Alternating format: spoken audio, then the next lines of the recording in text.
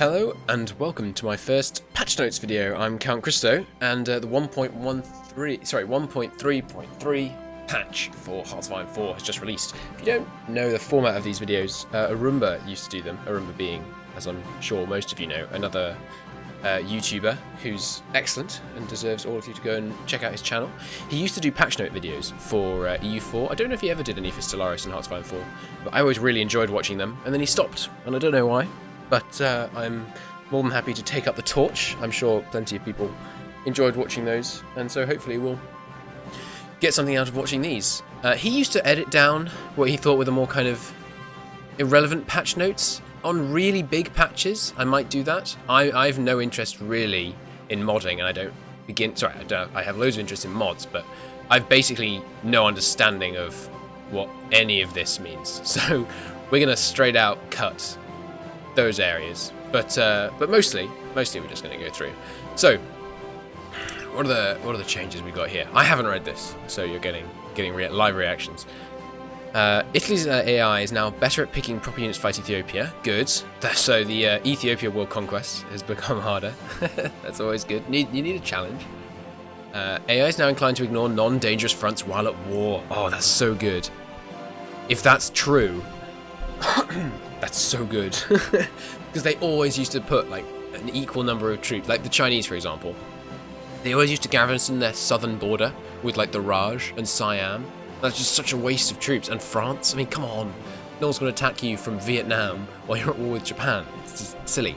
So, if they don't do that, that's great. Battle Plan AI should no longer forget units assigned to the attack order. Now, I'm not sure what this one means. Presumably, the AI used to just be kind of leaving units behind. Well, I hadn't noticed that, but it's good it's not happening. Makes the AI better at dynamically evaluating the level of preparation to attack based on expected enemy strength. Cool, that'll be useful. AI will no longer be able to give ridiculously long retreat or move orders while they're in combat. Good, that's helpful. AI is now a lot better at surrounding an enemy capital. I hadn't really noticed any problems with that, but then again, the AI never surrounds my capital. So, AI is now less spammy with call to war arms and join war requests. Excellent, that's a very good change, I like that. Battle Plan AI unit distribution should now be more stable, although even further improvements would be good. Yes, it should, but that's always good. AI will now no longer declare wars on countries that control no territory. That makes sense. AI should now be managing its theatres better. What do you mean, Paradox? This means nothing. AI will now start considering a build-up of military constructions after a while, even if peaceful and not directly threatened. That is potentially a colossal change, because forts are hugely powerful in this game. If that means forts, if that means like, you know, Russia is going to start building forts all the way along its German border, this could be huge. Naval AI will now attempt to use fleet strikes to aid coastal combats, even if they're not on a mission to aid in naval combat. Interesting, that's good. So minor AI optimizations, not sure what that's going to mean. AI occupation policy is now scriptable. Okay. Repaired a mistaken AI diplomatic for offering someone to join their faction. Threat from the wrong side was used when looking at acceptance. That's funny. I presume that means there were some serious exploits you could do by being threatening and then like getting diplomatic people to join your faction. Make sure the AI consists of organization when performing naval invasions. That seems sensible. AI no longer will be declaring wars or justifying claims while losing a war. Yeah, that makes a lot of sense. It definitely makes a lot of sense. The AI can now build any scripted building that is part of an established building category. What does that mean? Does that mean they can now build, like, synthetic refineries? Not sure. Make sure the AI cannot send parts of equipment after ship is not particularly useful. Indeed, that is true. Fix a serious issue when the AI would never counter resistance with area defense orders. Oh, thank you. Thank you. I spotted this a while ago. I put a screenshot up on the Hoi4 Facebook page. This is so annoying. This, I think, could single-handedly make the AI substantially stronger. Because let's say you're Germany, right? And you take over all of France, and you're an AI. You then leave France ungarrisoned, un-MP'd, for the entire game. That means you have 100 resistance in those provinces, permanently. That means all the factories in those provinces are destroyed, permanently. That means not only do you not get any of the civilian factories from those areas, any of the factories at all, military or civilian, from those areas, because they're damaged. It also means that 100% of your civilian factories are going to be spent on repairing those factories over and over and over again, which means that I think any AI that was successful at conquest, right, didn't have any civilian factories for the whole game. If that fixes that, that could be big. That could be very big. AI is now less nervous about neighbours fighting a common enemy and not losing. Cool. Purged unit base, as it did nothing. I don't understand scripting, so I'll skip that one. AI will now remove deployment lines. It has reached the wanted number 4. Sensible. Improve the code behind AI template design. Scripting should make more sense now. Okay. Minor tweaks to prioritize terrain while drawing fallback lines and make the go for mountains more. Good. That sounds like my kind of strats being employed there. Battle plan AI is now capable of finding more complex paths to the front position. Okay, that's cool. I'm not sure what they mean by more complex. I feel like the most direct is usually the best, but some balance on construction AI, improving military industrial production. Good. Made the AI better at calculating supply use when dividing how many decisions it can field. Good. If they get any improvement to the AI's use of supply is hugely welcome. The AI is not blocked from researching, even if only crap is left. Okay, cool. Okay. So the AI used to not research rubbish stuff once it researched everything else, but now it will. Cool. Improved naval AI region evaluation to make it better at reacting efficiently to training situations. Maybe harder to game the Brits then, to make them not deploy anyone to the North Sea so you can naval invade them. AI will now consider reinforcement priority for volunteer theatre. Yeah, fair enough. Improved deployment AI to manage lines better and improved calculation of the desired number of divisions. Good, that sounds useful. Don't know that. Added will lead to war when Germany demands Sudetenland. Makes AI prepare for a possible war. Okay. So now, when Germany demands Sudetenland, they consider the possibility that someone might say no, and so they're going to deploy troops as if it might lead to war. Good. That's interesting. The AI is going to deploy air wings better. Good. The AI now considers AA when prioritizing strategic bombing and defense operations. Okay, so England is no longer going to just throw wave after wave of bombers at your very heavily anti-air defended province. They might spread it out a bit more. Sensible. AI should now be no longer so happy on naval construction over military when it has a lot of civilian industry. Hello, USA. So the USA was building way too many naval bases, was it? Right, okay. AI can now reprioritize production lines and in a few cases to deal with resource lacks. That's helpful. AI now makes more use of civilian factories when needed for trade. Good. Fixed a case where the AI would get sidetracked with designing divisions of a specific country type instead attempt to make generic ones. Huh. Not sure what that one means. Sidetracked. No, I'm not sure what that one means. Added AI priority on battalion types that can get calculated by the template. AI uses them rather than visual representation to manage its divisions. Okay. AI is now able to send old equipment as a lend-lease, not just its units. Helpful, very helpful. AI will now cancel lend-leases it can no longer afford. Oh, no. So you can no longer game lend-lease by requesting stuff from someone who's not at war. They give you loads, and then you can just keep taking it from them. So I used that in... which campaign was it? I can't remember, but... I think it was as Canada, right? The Soviets were losing hard, and they were sending me like 30% of all of their equipment. It was crazy. Makes the AI more careful with its stockpile and who to lend-lease to. Yeah, it's a shame. And improve the logic. So a whole bunch of lend-lease things to fix the fact that Canada could get like hundreds of thousands of pieces of equipment from the USSR. Shame. Fixed an issue with the big difference in scoring of combat width could make the AI refuse to upgrade its divisions. Sounds good. Anytime that lets the AI upgrade its divisions. USA should now lend-lease Soviets when they are in trouble. That's good. Support AI strategy now lets nations lend-lease away some of their stockpile buffer. Not sure what that means, but presumably it's more lend-leasing, which is good. Fixed a case where the AI would deploy its main invasion protect fleet completely if some areas were out of range. Interesting. Fixed AI... What is that word? Invadability? Evaluation? Sometimes, I'm not sure if that's a word. Evaluation, sometimes failing on naval path checking. Good. Okay, just fixed bugs. They now... That's just coding stuff. All nations with many divisions will now attempt to accumulate bigger stockpiles for safety. Good. That's very useful. So the Soviets are no longer just going to kind of deploy as many troops as they possibly can with no resource stockpile, meaning that once you start taking their divisions out, they're just going to have like shortfalls and everyone will be at 50% reinforcement. That's good. Several cases of calculated priorities to make the AI do exactly the opposite. Good. Any fixes? Any fixes always welcome. This is a really big patch. I mean, there were no rumblings as far as I could tell that this patch was coming. This is really good. I'm liking these. AI now recalculates air priorities on joining a war. Ah, that's very sensible. Fix an issue where AI would fail to assign mission if there was only acceptable one was interception. Huh, that's interesting. I didn't know they were doing that. That's good. Fix the case where Japan would ask to join Germany's wars despite going badly with China. Yes, that's... Oh, that's so good. Oh, even though Germany might still call them. But that's so good. Right, let's say you're playing France, right? The annoying thing with France was always, you've got to capitulate Germany before they call in Japan, right? Sorry, China. But now, if you can get volunteers to China and make China do well against Japan, then Japan will no longer ask to join Germany's wars. They might still get asked to join Germany's wars, though. We'll have to see.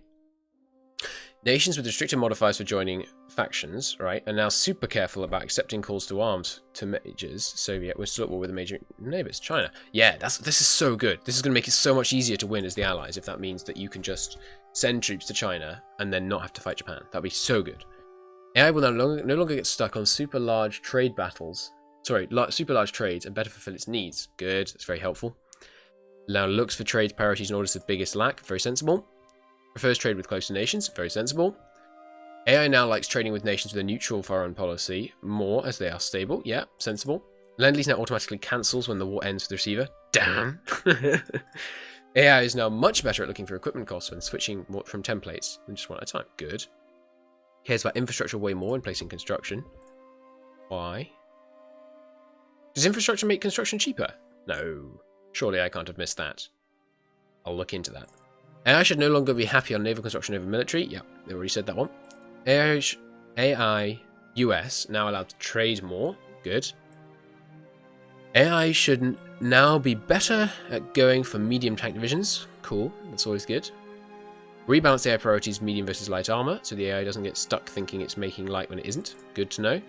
Fix the case when the AI was looking at the wrong type. Yeah, sure, just more fixes. AI should also have greater interest in using excavation tech. Very useful. Useful for everyone, really, because this means they have more to trade, as well as having more for themselves. Tweak templates a bit so majors to avoid getting trapped in subpar targets. Yeah, sensible. Allied AI will no longer garrify Finland if the Soviets justifies war on their claims. Good. Good. That was always annoying, when the Allies always ended up with the war with the Soviets, as well as Germany, which is silly. Fixed an issue where some scripted AI strategies would not work after updates. Okay, fair enough. Added a sanity check on the war with the USSR focus for Germany. Surely the sanity check would be, have you won the World War yet? I mean, the sanity check would mean you would never take this focus until you'd won the war. Presumably they mean, like, if they don't hold France, then don't do it. Reduced research AI randomness. Ooh, that's good. The AI is going to be more sensible at what it researches now. So it's very cool, very cool. Makes sure the AI considers convoy count and delivery route before sending a lend-lease. Very sensible. AI will now leave potentially hostile nations alone for guarantees until they've generated some actual threats. 1 to 2 wars before you are sucked into a World War II vortex. Ooh. Interesting. Does that mean if you were a miner and you started... So you can do 1 or 2 smaller wars before you're sucked into a World War II vortex. Does that mean if you're a smaller nation... I'm not sure I like this, actually, because this means miners more playable. Yeah, miners aren't at all playable at the moment. Check my Luxembourg campaign. Boy, that's nonsense. So, this seems like you would be able to justify as many wars as you wanted, as long as you hadn't done any yet. Does that mean you could simultaneously start justifying 10 wars and have no guarantees? We'll have to try that out. Rebalance AI priorities for medium versus light armor, so the AI doesn't get stuck thinking it's making light when it isn't. Yep, you said that already. I swear. Fixed a case where the AI was looking at the worst type when deciding about template upgrades and could get stuck on motorized. Good, glad they've got rid of that. Trade law selection logic improved. Good. Okay, so they can improve templates in the field. Good to know. Okay, UI stuff. Always very important. The UI is what makes and breaks a strategy game, in my opinion, generally. Even if the AI is terrible, the UI can make it very eminently playable. Loading progress bars, hurrah! Oh no, sorry, I have heard about this upcoming patch, because I've seen that mentioned in a dev diary. Battle plans are now hidden during the peace conference so as not to obstruct the view. Excellent. That wasn't really a huge problem before, but it's still good. Yeah, this is now an alert. So when someone's lagging behind in multiplayer, it's now an alert rather than a pop-up, which is good. As an alert about having unassigned divisions. Thank you, Paradox. That is so nice. That's really, really useful. Because you know that time. You accidentally leave a bunch of guys off to the side and forget about them. Okay, next one. When selecting a division, the list of all divisions automatically scrolls down to show it. This could get, like, really, really epilepsy-inducing if you're selecting a whole bunch of different... If it scrolled every time you select a new one, and you're selecting 100 from a list of 200, that could make the list go crazy. But for a couple, that sounds helpful. It's now possible to hold hide all map counters except your units, hotkey M. Huh. Why would you want to do that? I guess if you're on a really crowded front or something. All the message pop-ups that don't require the player choice, yes or no, automatically hide after timeout, not fill the screen with hundreds of windows. Good! Very good. Building constructions and conversions now added to the top of the queue when holding control and click. Yes! That's so good. That is so good. That's really useful. So you can now, you don't have to go through the stupid scroll down, click to the top, click to the top, click to the top. Oh, that's so good. Thank you. Thank you, Paradox. This is a great patch. Makes the save game text field longer. Never had that problem, but cool, always good. More rooms better. Added stockpile amount to the production screen. Nice. Nice. Change text to icons. What text? We'll have to look at that. Added tooltip to the US Destroyer Baker's focus, making it clear who gains certain territories. Very useful. Added a tooltip to the Australian focus, a deal with Japan for slightly different options of territories transferred. Okay. Fixed legibility issues in event news 199. Not sure what that was. Fixed tooltip issue. Added dockyard output modifier icon. Don't know what that means. We'll have to look into that one. Fixed the wrong division flags in the combat screen. Helpful. Missiles. Oh, I think I know that one. It used to show a parachute instead of a naval invasion thing sometimes, which was always odd. Missiles now count as bombers in the regional air screen. Very helpful. Fixed an issue where multiple army groups were not shown in the volunteer army groups. Never had that. Multiple fixes of trade influence issues. Yes, good. I had that problem. Tooltip in the research screen does not show ahead of time penalty if the player has 100% ahead of time to reduction bonus. Yes, thank you. Very sensible. Minor fixed army group leader tooltip info to match numbers when the penalty for too many units applied. Minor fix for the army group leader tooltip. Match numbers when a penalty for too many units applied. Not sure what that means. Arrows now get hidden when editing orders. Thank you. Now top bar tooltip for factories also show damaged ones. Nice, very helpful. Missiles are not shown in the logistics screen anymore. Yes, good. That was totally useless. Fixed fear trade modifiers being applied in the wrong direction. Yeah, I know that problem. That was very irritating. Now clicking not existing country in the managing occupied area screens. Now clicking on not existing country in the managing occupied area screens, you won't go to the diplomacy. Oh yes, okay, that's very helpful. Good, so we're not going to jump to the diplomacy screen by accident when you're trying to manage occupied areas. Fixed a bug when plan evaluation numbers were not matching. Good, that's helpful. Fixed a bug where the capital icons were not shown. Haven't had that one personally, but I know some people have, so it's good to be fixed.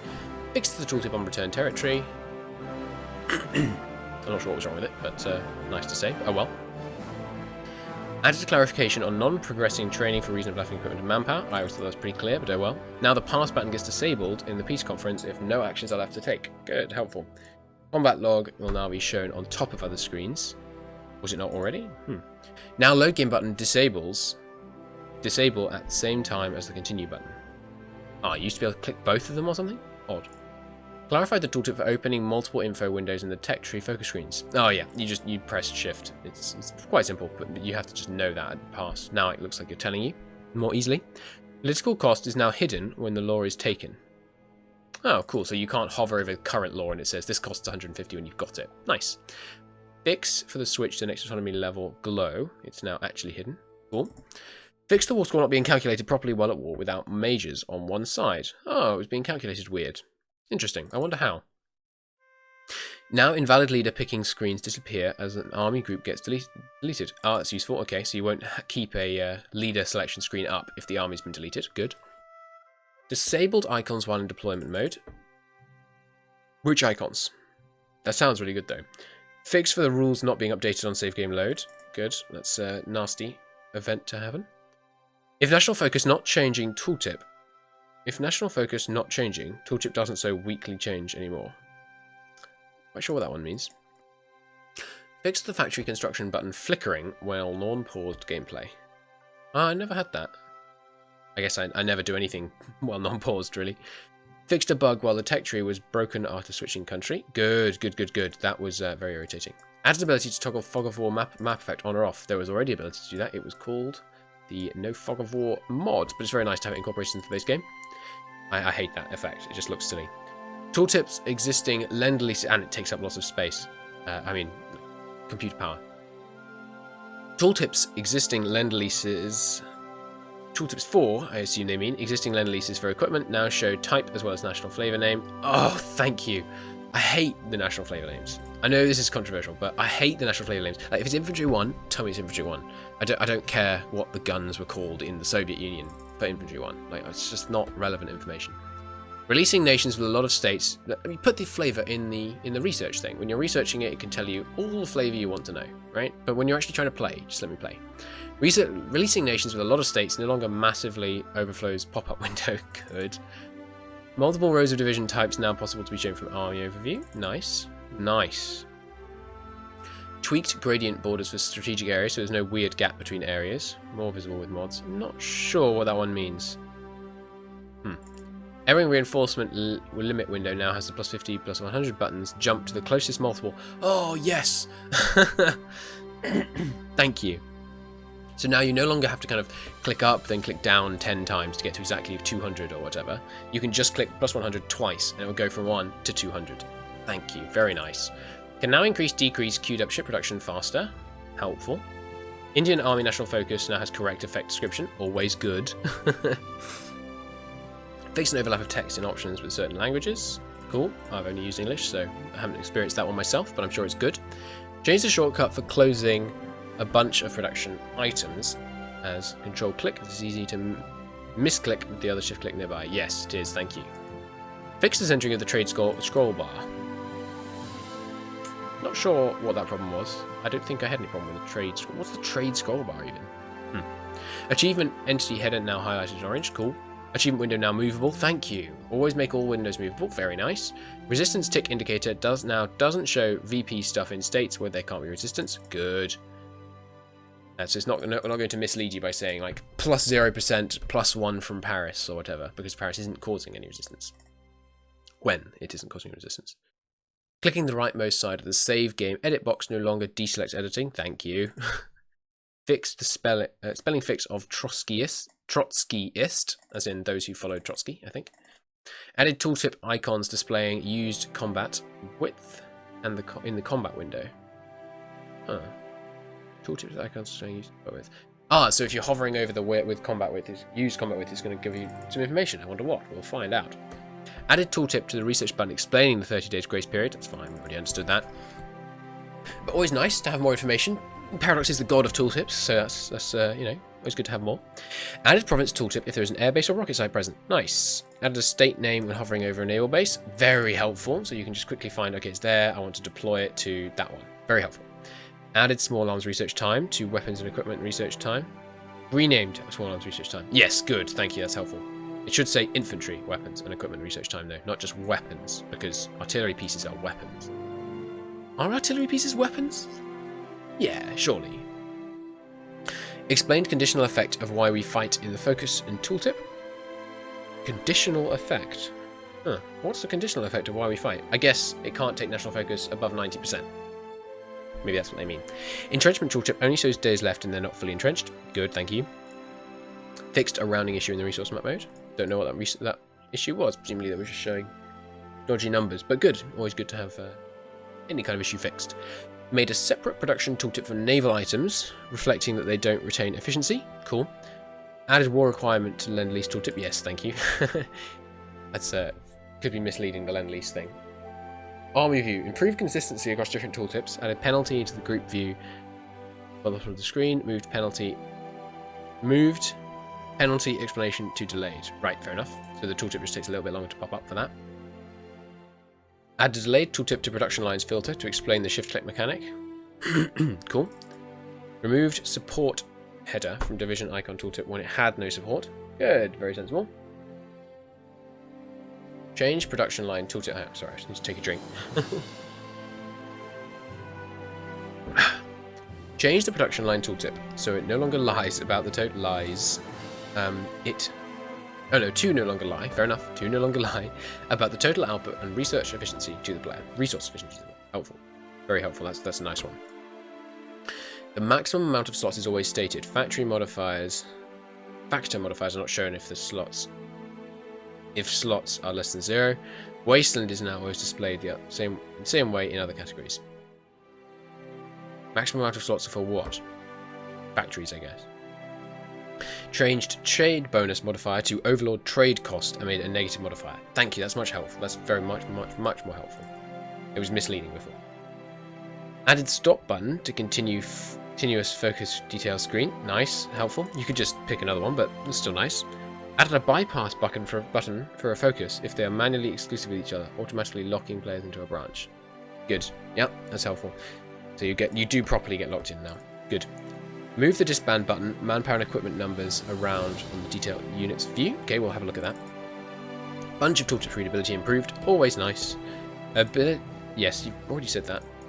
Change the efficiency tooltip growth to show the daily values instead of weekly. Nice, that's very helpful. Daily is more useful. Okay, so modding. Feel free to either just pause it or go to take a look at this section. I don't understand this lot at all. I could kind of riddle my way through it, but I've been talking continuously for quite long enough. So we're just going to skip this. Likewise, I don't understand this much. I'll just take a glance through. Some resources have been moved around. Extra resources have been added in. Some have been taken away. Changed to some unit OOBs, which is order of battle, for those who don't know. This one here, order of battle, as in what troops they have and how they're organised. Added some stuff to starting divisions. Fair enough. Now let's look at these though. Heavy tanks and super heavy tanks and heavy tank destroyers gain a bonus attack against forts. That's good to know. Super heavy tanks get 30% bonus against tanks. Against forts. Cool. Bonus dockyard output for difficulty sliders. Right, cool. Difficulties now have a greater effect. Maintenance company can no longer bring bonus so high that equipment becomes invulnerability. Wait, maintenance company. Oh yeah, maintenance company. Yeah. So you can no longer... the bonus from the maintenance company is dropped, so you can no longer make your equipment invulnerable, which was always quite funny when you could pull that off. Concentrated disposed industry tax now gives the same bonus to dockyard output. Why? Concentrated dockyards should be just as much, more efficient, shouldn't they? Tank destroyers are now as fast as light tanks. Good. Added a Soviet version of honouring the Molotov-Ribbentrop Pact. For this issue, it will suck to be Poland. Germany and Soviet will no longer hand out Polish territory if owned by player Poland in their faction. Thank you. Thank you very much. Poland, I will have you know, is damn playable already. See my series on Poland, but it was very annoying. If you in the previous patch, excuse me. In the previous patch, if you played Poland and joined Germany's faction, Germany would just give your land to the Soviets when they honoured the pact. It was ridiculous. So they won't do that anymore. Good. Spread out repair speed over all construction tech. Yeah, that's good. Thank you. So there's no longer like a tech 3, which is useless to you when you're at peace, because it just gives you repair speed and nothing else. Now it's all spread out. Nice. Naval funding unlocks cruiser tech 2. Cool. War goal justification now adds extra threat depending on the industrial capacity of the target. Nice. Added political power cost time scaling to justifying a war goal. More justification towards higher costs. Do you mean at the same time, or do you mean at the current time? Interesting. Right, how many of these do I want to go through? I don't want to go through all of these because there's quite a lot of them. Okay, so